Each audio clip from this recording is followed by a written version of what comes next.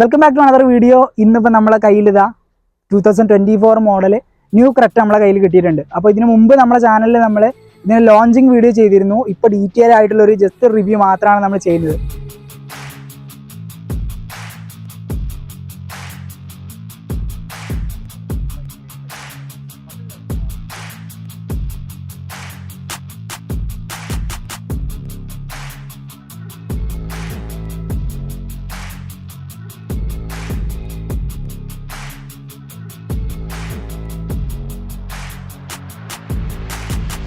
Okay, so colour വേരിയന്റുകളിലേക്ക് വരുമ്പോൾ ഒത്തിരി colour വേരിയന്റുകളിൽ നമുക്ക് ക്രെറ്റ അവൈലബിൾ ആണ്. ഇതിന് മുന്നേയുള്ള 3 ജനറേഷനുകൾ കഴിഞ്ഞിട്ടുള്ള ഫേസ് ലിഫ്റ്റഡ് വേർഷൻ ആണെന്ന് നമ്മൾ പറഞ്ഞു കഴിഞ്ഞു. അപ്പോൾ ഇതിന് തൊട്ട് മുന്നേയുള്ള വെർഷനുകളൊക്കെ ഒരുപാട് ആളുകൾക്ക് ഇഷ്ടപ്പെട്ട വാഹനം തന്നെ ആയിരുന്നു. അതുപോലെ തന്നെ ആവുമെന്ന് വിചാരിക്കാം നമുക്ക് ഈ പുതിയതായിട്ട് ഇറങ്ങിയ 2024 ഫേസ് ലിഫ്റ്റഡ് വേർഷൻ. പഴയ ക്രെറ്റയിൽ നിന്ന് ഒരുപാട് ഫീച്ചേഴ്സും അതുപോലെ തന്നെ ഡിസൈൻ വൈസ് നോക്കുമ്പോഴൊക്കെ നമുക്ക് ഒരുപാട് വ്യത്യാസങ്ങൾ പുതിയ ക്രെറ്റയിൽ വരുന്നുണ്ട്. ഓരോന്നായിട്ട് നമുക്ക് നോക്കാം.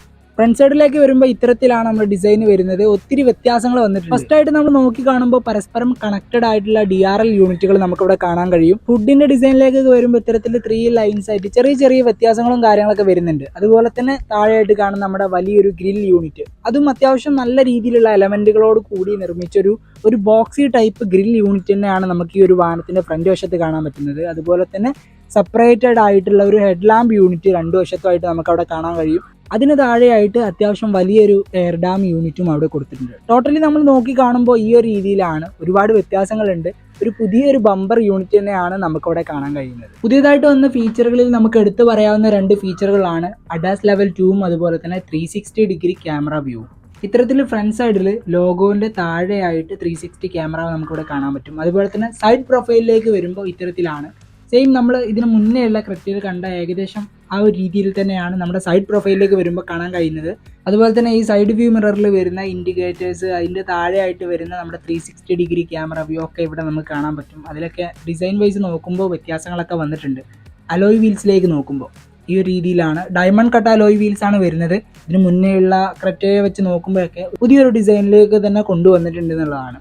അപ്പോൾ ടോട്ടലായിട്ട് നമ്മുടെ സൈഡ് പ്രൊഫൈലിൽ നോക്കി കാണുമ്പോൾ ഈ ഒരു രീതിയിലാണ് നമുക്ക് പറയാനുള്ളത്. പിന്നെ നമ്മൾ 360 ഡിഗ്രിയെ കുറിച്ച് പറഞ്ഞു. ഈ ഒരു ക്രെറ്റയിൽ 360 ഡിഗ്രി ക്യാമറ വ്യൂ ഈ ഒരു മോഡലിലാണ് വരുന്നത്. ഇതിന് മുമ്പത്തെ മോഡലിലൊന്നും 360 ക്യാമറ വ്യൂ വരുന്നില്ല. പിന്നെ നമ്മുടെ തൊട്ട് മുന്നേ ഇറങ്ങിയ എക്സ്റ്ററിൽ അതുപോലെ തന്നെ മറ്റുള്ള വാഹനങ്ങളിലൊക്കെ വന്നിരുന്നു. ക്രെറ്റയിൽ ഇപ്പോൾ പുതിയ ക്രെറ്റയിൽ മാത്രമേ വന്നിട്ടുള്ളൂ. പിന്നെ എക്സ്ട്രാ നമ്മൾ ചെയ്യുന്നുണ്ട്, പഴയ ക്രെറ്റയിലൊക്കെ ചെയ്യുന്നവരുണ്ട്.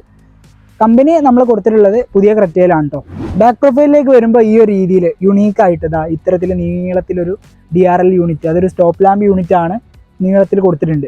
അത് ഒരു വ്യത്യസ്ത ഡിസൈനിലേക്ക് വന്നിട്ടുണ്ട്. അതുപോലെ തന്നെ നമ്മളെ സ്പോയിലറിലേക്ക് വരുമ്പോൾ സ്പോയിലറിന് താഴെയായിട്ട് വരുന്ന ആ ഒരു സ്റ്റോപ്പ് ലാമ്പ് ഇത്തരത്തിൽ, അതും നമുക്ക് ഇതുവരെ നമ്മൾ കാണാത്ത രീതിയിലുള്ള ഒരു ഡിസൈനിലാണ് കൊടുത്തിട്ടുള്ളത്. അതായത് ഇവിടുന്ന് ഇതുവരെയുള്ളൊരു LED യൂണിറ്റ് ആയിട്ട് കൊടുത്തിട്ടുണ്ട്.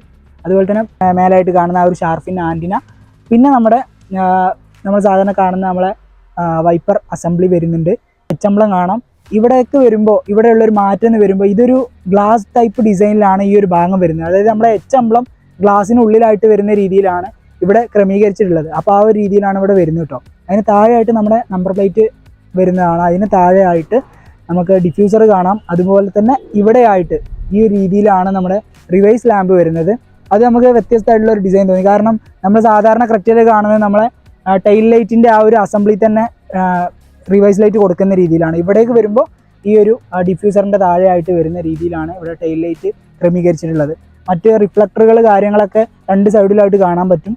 ടോട്ടലി നമ്മൾ നോക്കി കാണുമ്പോൾ ഒരുപാട് വ്യത്യാസങ്ങൾ വന്നിട്ടുണ്ട് മറ്റുള്ള വാഹനങ്ങളിൽ വെച്ച് നോക്കുമ്പോൾ. ഇപ്പോൾ നമ്മുടെ ന്യൂ ജനറേഷൻ വരുന്ന പോലെ തന്നെ ഒരു ന്യൂജൻ ലുക്കിലേക്കായിട്ട് എടുത്തിട്ടുണ്ട് നമ്മുടെ ക്രെറ്റയെക്കുറിച്ച് പറയുകയാണെങ്കിൽ. അപ്പോൾ ഇത്രയും കാര്യങ്ങളാണ് ടോട്ടലായിട്ട് നമ്മൾ നോക്കി കാണുമ്പോൾ ഒരു ഡിഫറൻറ്റ് ഡിസൈനാണ്. ഇനി നമുക്ക് ഈ ഒരു വാഹനത്തിൻ്റെ ഇൻറ്റീരിയർ ഡിസൈനിലേക്ക് വരാം. ഒരുപാട് വ്യത്യാസങ്ങൾ വന്നിട്ടുണ്ട്. പഴയ ക്രെറ്റ അപേക്ഷിച്ച് നോക്കുമ്പോൾ വലിയ വ്യത്യാസം തന്നെയാണ്. ഡ്രൈവർ സൈഡ് മുതൽ ഈ ഒരു പൊസിഷൻ വരെ നീണ്ടു നിൽക്കുന്ന ഒരു വലിയ ക്ലസ്റ്റർ തന്നെയാണ് ഇവിടെ കൊടുത്തിട്ടുള്ളത്. ആ ഒരു ഭാഗത്തായിട്ട് നമ്മുടെ ക്ലസ്റ്റർ യൂണിറ്റും ഇവിടെ ഇൻഫോർടൈൻമെൻറ്റ് സിസ്റ്റവും വരുന്ന രീതിയിലാണ്. പിന്നുള്ളൊരു വ്യത്യാസം, നമുക്ക് ഒത്തിരി സ്വിച്ച് കൺട്രോൾസ് കാര്യങ്ങളൊക്കെ വരുന്നുണ്ട്. അതുകൊണ്ടുള്ള അഡ്വാൻറ്റേജ് എന്താണെന്ന് വെച്ചാൽ ഡ്രൈവർക്കും അതുപോലെ തന്നെ ഡ്രൈവറുടെ കൂടെ ഇരിക്കുന്ന ആളുകൾക്കും സുഗമമായിട്ട് നമുക്ക് AC കൺട്രോൾസ് കാര്യങ്ങളോ എല്ലാം യൂസ് ചെയ്യാൻ പറ്റും. ആ ഒരു രീതിയിലാണ് ഈ ഒരു കൺട്രോൾ കാര്യങ്ങളൊക്കെ പുതിയതായിട്ട് കൊടുത്തിട്ടുള്ളത്. പിന്നെ AC വെൻസ് കാര്യങ്ങളൊക്കെ ഈ ഒരു നമ്മുടെ ഈ ഒരു യൂണിറ്റിന് തൊട്ട് താഴെയായിട്ട് തന്നെയാണ് ഈ ഒരു ലൈൻസ് പോലെ ഇവിടെ കൊടുത്തിട്ടുള്ളത്. ഇവിടെ നമുക്ക് ചെറിയൊരു സ്റ്റോറേജ് സ്പേസ് കാര്യങ്ങൾ, ഇവിടെ ആയിട്ട് നമ്മുടെ ഗ്ലോ ബോക്സ് കാര്യങ്ങളൊക്കെ കാണാം. ഈ ഒരു രീതിയിൽ ഇവിടെയും നല്ല പ്രീമിയം ക്വാളിറ്റിയിൽ ഇവിടെ കൊടുത്തിട്ടുണ്ട് കേട്ടോ. അതായത് നമ്മുടെ ഇവിടെയുള്ള എയർ വെൻറ്റ് കാര്യങ്ങളൊക്കെ, AC വെൻറ്റ് കാര്യങ്ങളൊക്കെ ഓക്കെ ഈ ഒരു രീതിയിലാണ് വരുന്നത്. പിന്നെ ബാക്കിയുള്ള കാര്യങ്ങളിലേക്ക് വരുമ്പോൾ ഇതൊരു ഓട്ടോമാറ്റിക് വേരിയൻ്റ് ആണ്. പാർക്കിംഗ് ബ്രേക്കിൻ്റെ സ്വിച്ചസ് കാര്യങ്ങളൊക്കെ അവിടെ കാണാൻ പറ്റും. പിന്നെ ട്രാക്ഷൻ കൺട്രോൾ, അതുപോലെ തന്നെ ഡ്രൈവ് മോഡ് കാര്യങ്ങളൊക്കെ ചേഞ്ച് ചെയ്യാൻ. പിന്നെ നമ്മുടെ ഇവിടേക്ക് വരുമ്പോൾ നമ്മുടെ സീറ്റ് വെൻറ്റിലേഷൻ ആണ്. നമുക്ക് ഈ ടോപ്പ് വേരിയൻറ്റിലൊക്കെ സീറ്റ് വെൻറ്റിലേഷനും കാര്യങ്ങളൊക്കെ വരുന്നുണ്ട്. പിന്നെ നമ്മളെ വയർലെസ് ചാർജിങ്ങിനുള്ള പോർട്ട് കാര്യങ്ങൾ, പിന്നെ നമ്മുടെ ബാക്കിയുള്ള 12 വോൾട്ട് അഡാപ്റ്റേഴ്സ് കാര്യങ്ങളൊക്കെ അവിടെ കൊടുത്തിട്ടുണ്ട്. സ്റ്റിയറിങ്ങിലേക്ക് വരുമ്പോൾ നമുക്ക് വേറൊരു മെറ്റീരിയൽ യൂസ് ചെയ്തിട്ടുണ്ടാക്കിയ പോലെ ലെതർ തന്നെയാണ്, പക്ഷേ കളറൊക്കെ വ്യത്യാസം വന്നിട്ടുണ്ട്. ഈ ഒരു നമ്മൾ ഡാഷ്ബോർഡ് കാണുന്ന ആ ഒരു കളർ തന്നെ ചെയ്തെടുത്തിട്ടുള്ള ഒരു സ്റ്റിയറിംഗ് വീല് യൂണീക്കായിട്ട് കൊണ്ടുവന്നിട്ടുണ്ട്. അതുപോലെ തന്നെ ഇവിടെ വരുന്ന കൺട്രോൾസ് കാര്യങ്ങളൊക്കെ നല്ലൊരു ബ്ലാക്ക് ഫിനിഷിലാണ് ഇവിടെ കൊടുത്തിട്ടുള്ളത്. ഒരു ടോട്ടലി നമ്മൾ നോക്കി കാണുമ്പോൾ ഒരു പ്രീമിയം ക്വാളിറ്റി നമുക്ക് ഫീൽ ചെയ്യുന്നുണ്ട് കേട്ടോ. സൗണ്ട് സിസ്റ്റത്തിലേക്ക് വരുമ്പോൾ ബോസിൻ്റെ സൗണ്ട് സിസ്റ്റമാണ് ഇതിലും കൊടുത്തിട്ടുള്ളത്. സാധാരണ നമ്മൾ ഇതിന് മുമ്പത്തെ ക്രെറ്റയിലും അൽക്കസാറിലൊക്കെ യൂസ് ചെയ്ത ബോസിൻ്റെ സൗണ്ട് സിസ്റ്റം തന്നെ. അപ്പോൾ സൗണ്ട് സിസ്റ്റത്തിലേക്ക് വരുമ്പോൾ നമുക്ക് 4 ഡോറിൻ്റെ സൈഡിലായിട്ടുണ്ട്. പുറമെ നമുക്ക് ഇവിടേക്ക് വരുമ്പോൾ ഈ ഒരു രീതിയിൽ ഇവിടെയും സൗണ്ട് സിസ്റ്റം കൊടുത്തിട്ടുണ്ട്. അതായത് ഇതിന് തൊട്ട് മുന്നേയുള്ള ക്രെറ്റയിലൊക്കെ കണ്ട പോലെയുള്ള പനോരമിക് സൺറൂഫാണ് ഇവിടെയും വരുന്നത്.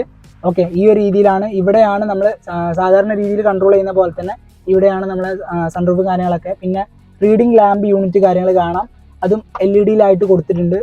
ഓക്കെ അതും നമ്മളെ ഈ ഒരു ക്യാബിൻ്റെ ഉള്ളിലായിട്ട് ചുറ്റുഭാഗത്തായിട്ടും വരുന്ന രീതിയിലാണ് നമ്മുടെ റീഡിംഗ് ലാമ്പ് കാര്യങ്ങളൊക്കെ. അത് നമുക്ക് രാത്രിയിലൊക്കെ നമ്മൾ യാത്ര ചെയ്ത് വണ്ടി നിർത്തി നമുക്ക് സാധനങ്ങളൊക്കെ എടുക്കണമെങ്കിൽ സുഖമായിട്ട് നല്ല വെളിച്ചവും കാര്യങ്ങളൊക്കെ ഉണ്ടാവും. അപ്പോൾ ഈ ഒരു രീതിയിലാണ് ടോട്ടലായിട്ട് ഇൻറ്റീരിയറിനെ കുറിച്ച് പറയാനുള്ളത്. ഫ്രണ്ട് വശത്തു നിന്നും ബാക്ക് വശത്തു നിന്നും ഇൻറ്റീരിയർ സൈഡിൽ നിന്നൊക്കെ നോക്കി കാണുമ്പോൾ പുതിയൊരു ക്രെറ്റ യൂസ് ചെയ്യുന്നൊരു ഫീല് എന്തായാലും നമുക്ക് ലഭിക്കും. ഇനി നമുക്ക് പറയാനുള്ളത് ഈ ഒരു വാഹനത്തിൻ്റെ ഹൃദയത്തെക്കുറിച്ചാണ്.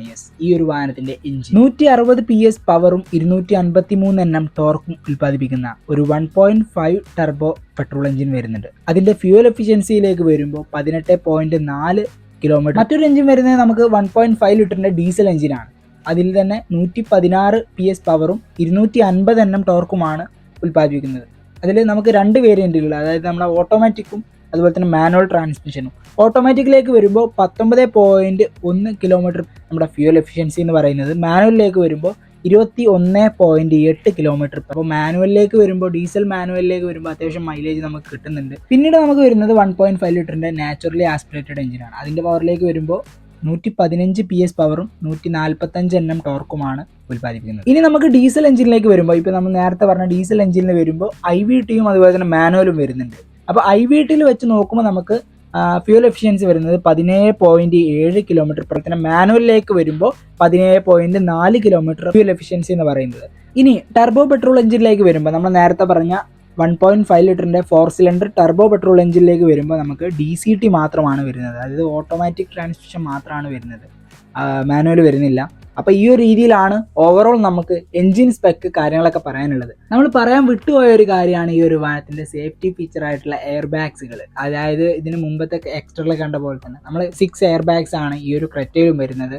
അപ്പോൾ എയർ ബാഗിൻ്റെ കാര്യം നമ്മൾ പറയാൻ വിട്ടുപോയതാണ്. ഓക്കെ ഇപ്പോൾ നമ്മൾ ഏകദേശം നമ്മളെ വാഹനത്തിനെ കുറിച്ചുള്ള ഒരു ജസ്റ്റ് ഒരു ഡീറ്റെയിൽഡ് റിവ്യൂ കവർ ചെയ്തിട്ടുണ്ട്. അപ്പോൾ ഇതിൽ തന്നെ നിങ്ങൾക്ക് ഒരുപാട് സംശയങ്ങളും അതുപോലെ തന്നെ മറ്റൊരുപാട് കാര്യങ്ങൾ അഭിപ്രായങ്ങളൊക്കെ പറയാനുണ്ടാവും. അതൊക്കെ നമ്മുടെ വീഡിയോക്ക് താഴെ കമൻറ്റ് ബോക്സിലായിട്ട് രേഖപ്പെടുത്താം.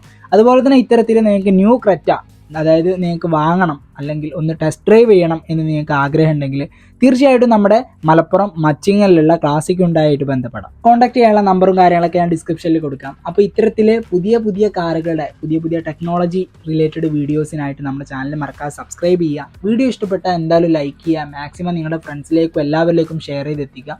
അപ്പോൾ ഇത്തരത്തിൽ ഒരുപാട് വാഹനങ്ങൾ ഇനി വിപണിയിൽ ഇറങ്ങാനുണ്ട്. ന്യൂജൻ ടെക്നോളജികളിലായിട്ടൊക്കെ വരുന്ന വാഹനങ്ങൾ. ഇപ്പോൾ നമ്മൾ ക്രെറ്റയിൽ പറഞ്ഞ പോലെ തന്നെ അഡാസ് ലെവൽ 2 ആണ് ക്രെറ്റയിൽ വരുന്നത്. അത് അത്യാവശ്യം നല്ല രീതിയിലുള്ള ഒരു ഡ്രൈവിംഗ് കംഫർട്ട് നമുക്ക് തരുന്നുണ്ട്. അതുപോലെ തന്നെ 360 ക്യാമറ വ്യൂ, ഇത് രണ്ടുമാണ് മികച്ചു നിൽക്കുന്നത് ഈ ഒരു വാഹനത്തിൽ മെയിനായിട്ട് പറയാനുള്ള ഫീച്ചേഴ്സ് എന്ന് പറയുന്നത്. ഇതിലും നല്ലൊരു വീഡിയോ ആയിട്ട് നമുക്കിനി അടുത്ത വീഡിയോയിൽ കാണാം.